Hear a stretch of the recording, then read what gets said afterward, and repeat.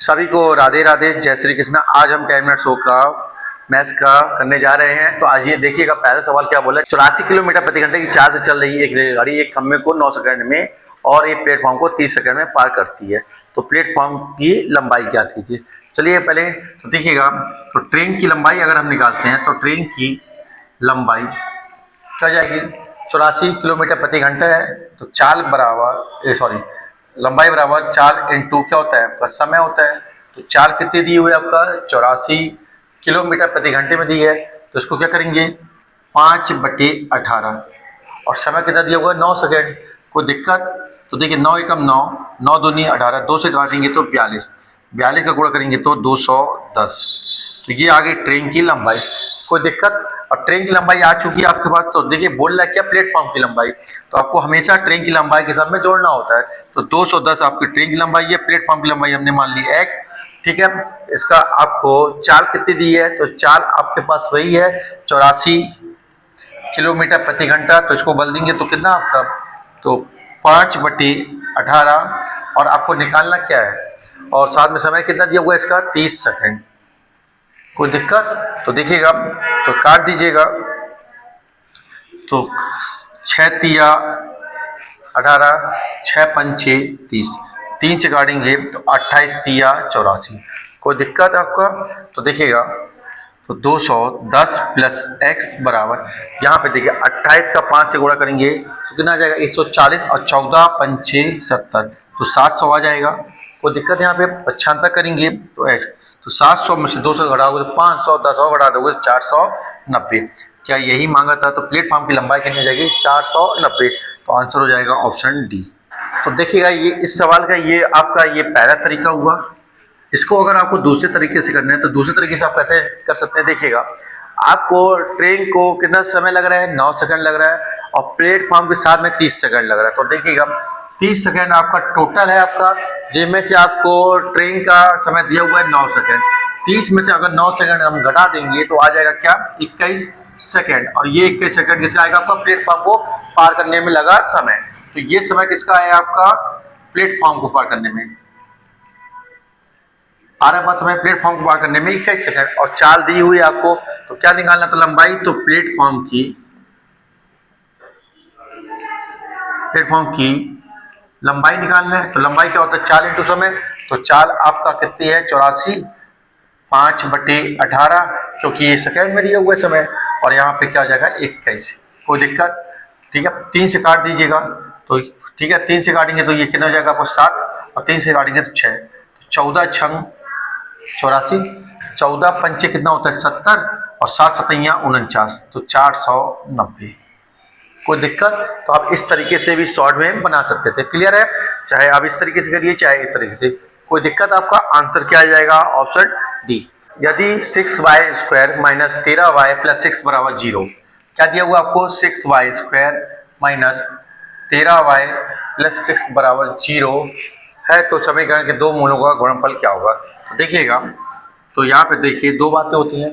एक होता है क्या, मूलों का योगफल, मूलों का योगफल। तो योगफल क्या होता है आपका, माइनस b अपॉन में a होता है। ठीक है, और मूलों का गुणनफल क्या होता है आपका, c अपॉन में a, मतलब अल्फा प्लस बीटा, ये दो मूल हो गए, और अल्फा इंटू बीटा ये गुणनफल हो गया। तो देखिए, तो ये जो आपका कोफिशिएंट दिख रहा है आपका, तो y के आगे जो ये कोफिशिएंट लिखा हुआ है ये 6। ठीक है, तो ये जो कहलाएगा आपका a कहलाएगा, ये y के आगे लिखा हुआ है तो ये कहलाएगा आपका b, और ये हो जाएगा आपका c। कोई दिक्कत? तो a का मान 6 हो गया, b का मान -13 हो गया, c का मान 6 हो गया। तो देखिएगा, आपको निकालना क्या था, मूलों का गुणनफल निकालना था।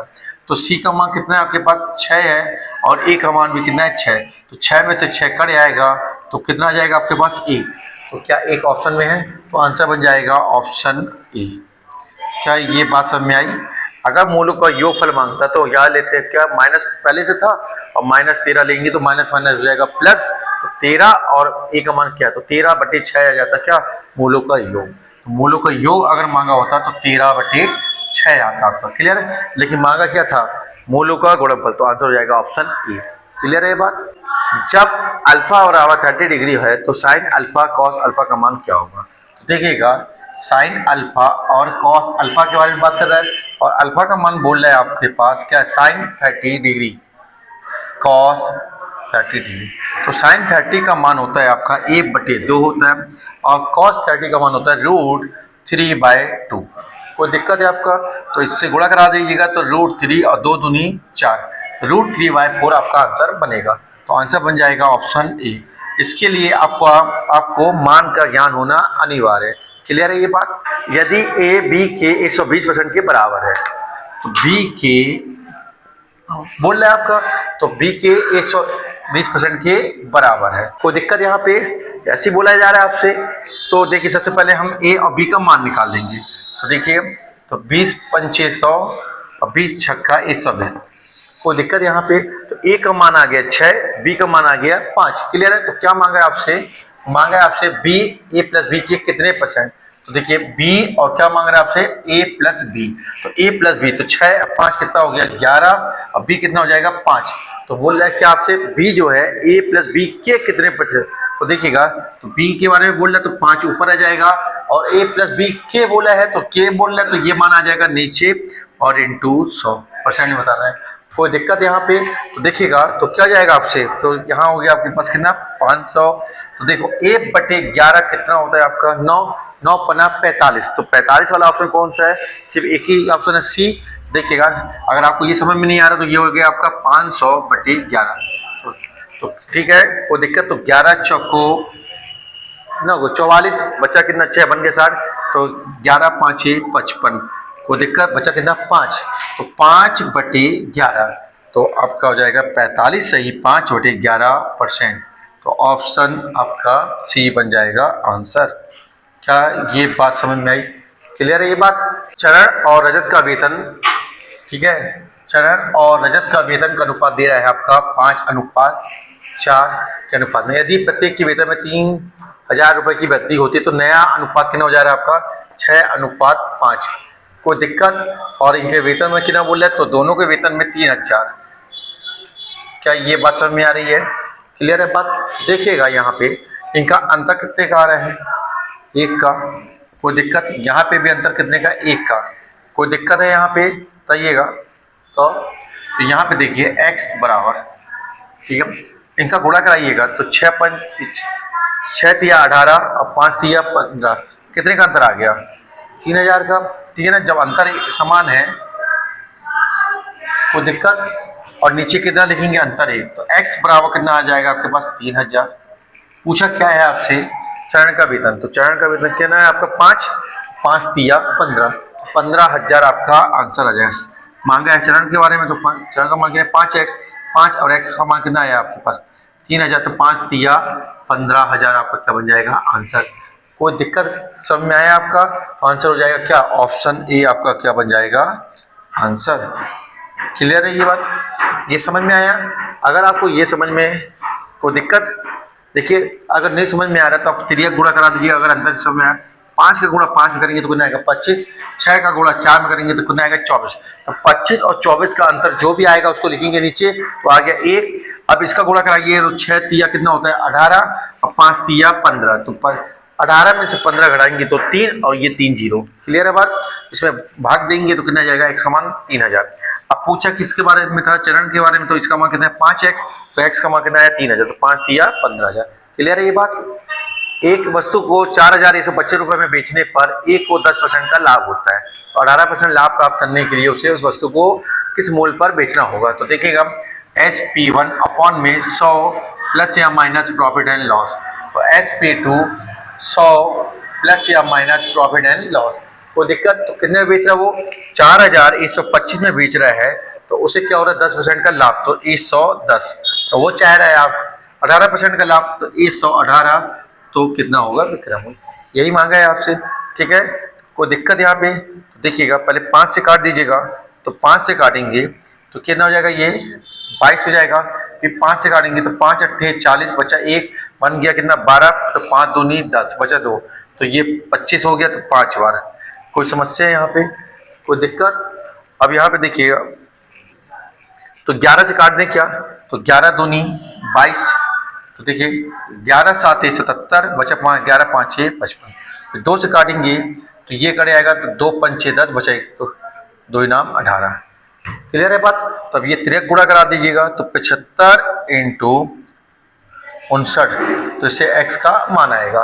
तो देखिएगा ध्यान से देखो आप, 9 पन्ना 45, तो इकाई का अंक कितना आएगा, 5 आएगा। और देखिए चारों ऑप्शन में सिर्फ एक ही ऑप्शन में इकाई का अंक 5 है, बाकी में क्या है 0 0 है, तो बाहर हो जाएंगे। तो इसका गुणा करने में आएगा 44 25, ये x का मान आ जाएगा। कोई दिक्कत, तो आंसर हो जाएगा ऑप्शन बी। तो किससे बात बन गई, इकाई के अंक से। ठीक है, एक घन की सभी भुजाओं का योग 48 सेंटीमीटर है, तो इसका आयतन ज्ञात कीजिए। तो देखिए, तो घन की भुजा मान लेते हैं ये, तो टोटल कितनी भुजा होती है 12, तो आपको बोल रहा है कि सभी भुजाओं का योग, तो आपका तो योग बराबर हो जाएगा क्या, आपका 12a। कोई दिक्कत, एक किसको बता रहा है, आपका भुजा को बता रहा है। क्लियर है, तो टोटल कितनी भुजा होती है 12, तो 12a हो गया। और योग कितना दिया हुआ आपके पास 48, तो 12a, तो 12 कम 12, 12 चौको 48, तो जो भुजा का मान आ गया है कितना आ गया, 4 आ गया। अब मांगा क्या है, इसका आयतन, तो आयतन बराबर क्या होता है, a क्यूब होता है।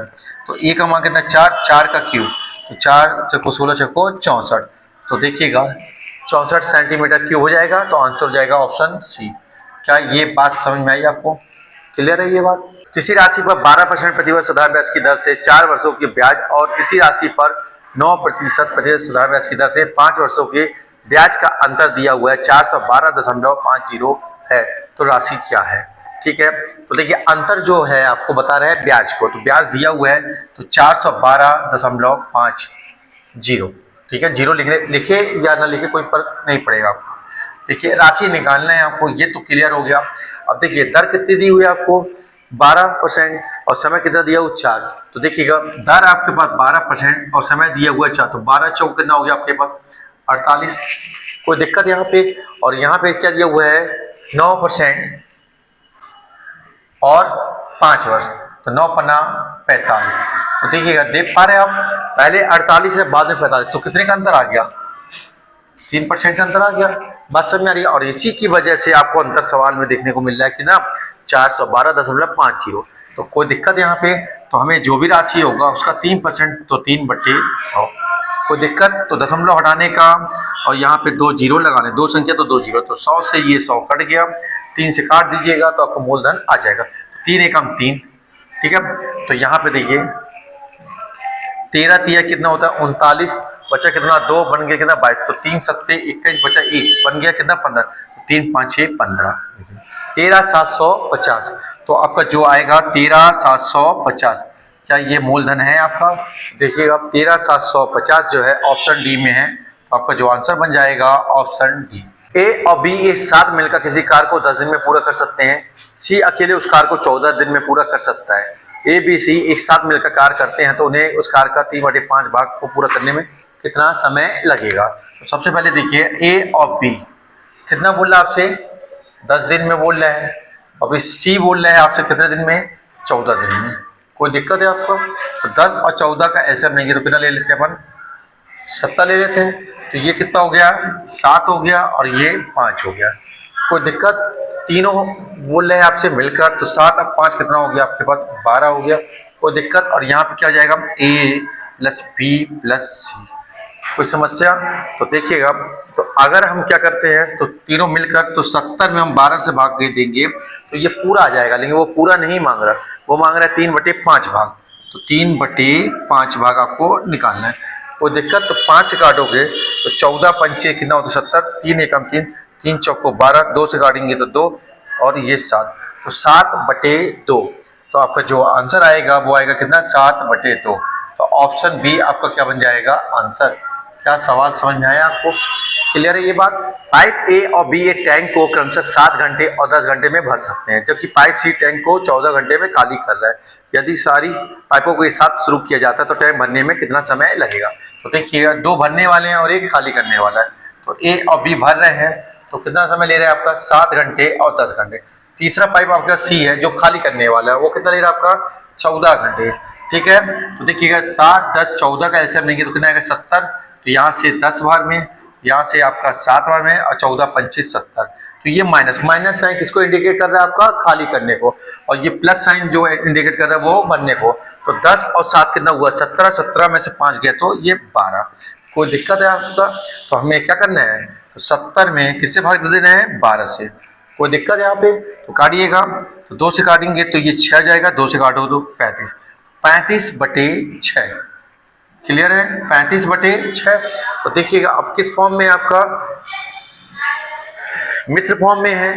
तो देखिएगा ये सर, तो यहाँ पे 6 पंचे 30 और 5 35, तो 5 सही 5/6। तो ऑप्शन डी आपका क्या बन जाएगा? आंसर। क्लियर है ये बात?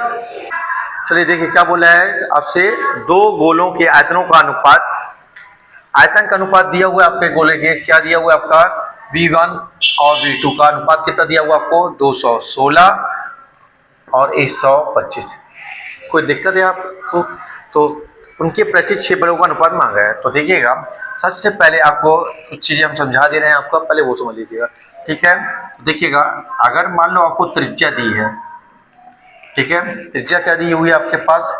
त्रिज्या दे दे आपका, भुजा दे दे, व्यास दे दे, त्रिज्या, भुजा, व्यास, परिधि, आदि बात सब में। क्लियर है बात? तो अगर ऐसा कुछ भी दे रहा है आपको विकर्ण, ठीक है, ध्यान से देखिए, अगर इनका अनुपात A अनुपात B है, ठीक है, तो क्षेत्रफल का अनुपात क्या हो जाएगा आपका? A² अनुपात B² हो जाएगा, और जो आयतन का अनुपात होगा वो हो जाएगा क्या आपका? A³ अनुपात B³। क्लियर है बात?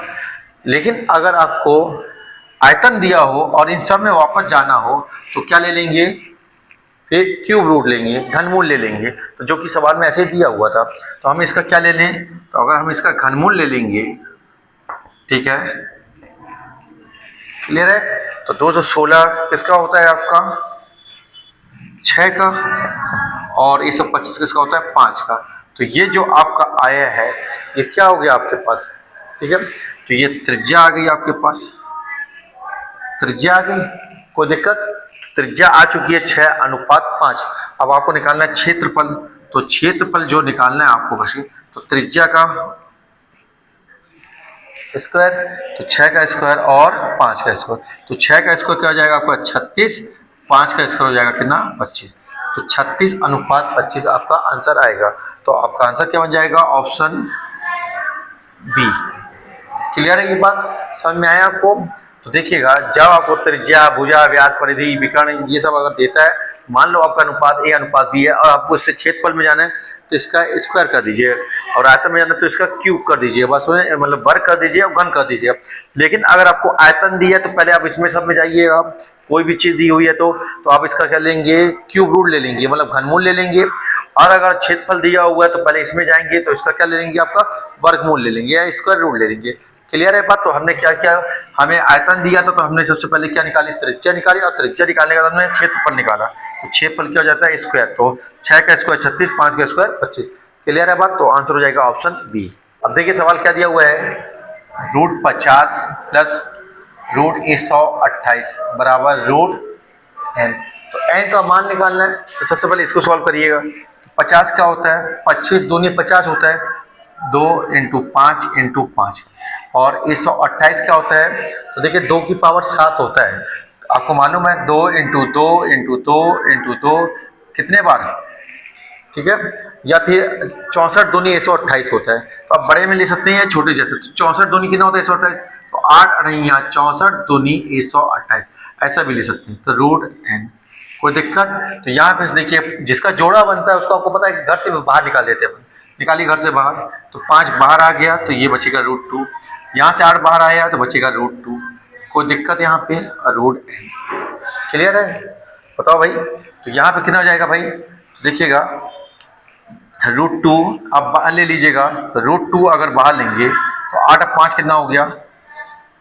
13 बराबर में √n। बस में तो रूट दिक्कत दे रहा है तो दोनों तरफ क्या कर दीजिएगा? वर्ग कर दीजिएगा। क्या करना है आपको? वर्ग। तो वर्ग से वर्गमूल कट जाएगा। देखिए पहले ये वर्ग से वर्गमूल कटेगा तो 2 आ जाएगा, 13 का वर्ग कितना होता है? 169 बराबर में n। बस समझ में आ रही है? तो अगर ये 170 हो तो 17 दूनी 34, 340 हो जाता, और ये दो एक कम है ना, दो तो कब कर दीजिए, तो 338। तो आपका आ जाएगा n का मान आ जाएगा 338। क्या ऑप्शन में है? तो ऑप्शन सी आपका क्या बनेगा आंसर। क्या ये बातें आपको समझ में आई?